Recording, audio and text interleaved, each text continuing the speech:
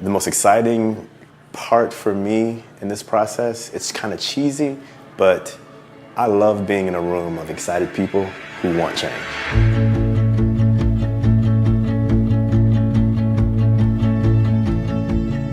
I believe that what Educators for Excellence is doing is very important, and to be heard is what every teacher needs.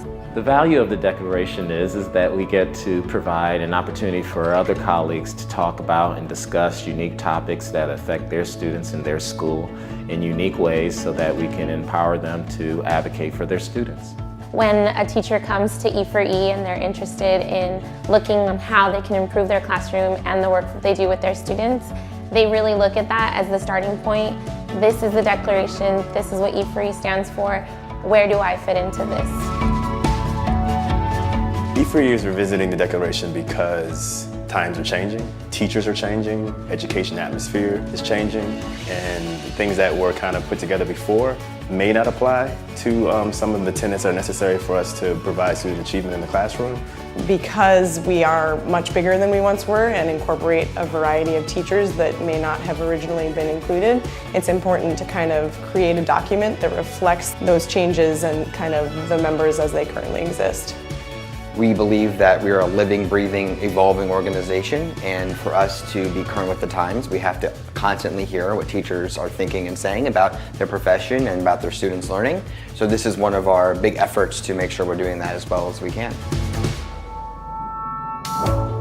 It's a really great thing that all of us across the country are coming together to do, and I wanted to be part of that. We started having conference calls during the summer where we would get together and discuss some of the issues. We would talk about what we liked, what we did not like.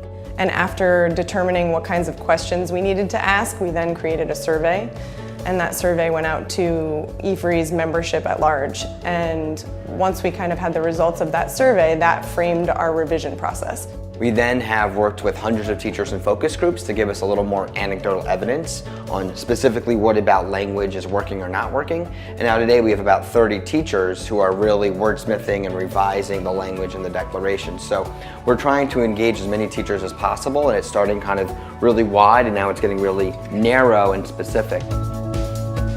I decided to participate in this Declaration advisory group because of hope. Hope is my kind of key word for why I'm doing all of this, teaching, leading a school. And I think E4E has built a hope in me that I've never seen before. It's a young organization and we're actually already revising, and that for me is very important.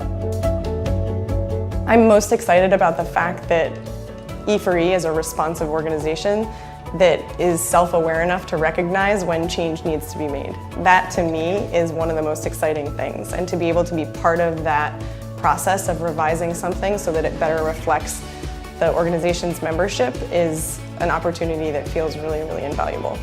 It's about the excitement of people. It's about coming together with people who just don't do it for a paycheck, who just don't do it because they feel like they have to, but we want to be here. From those 12 teachers that started, I think it's really great to see that 5 chapters across the country are now putting that work and evolving.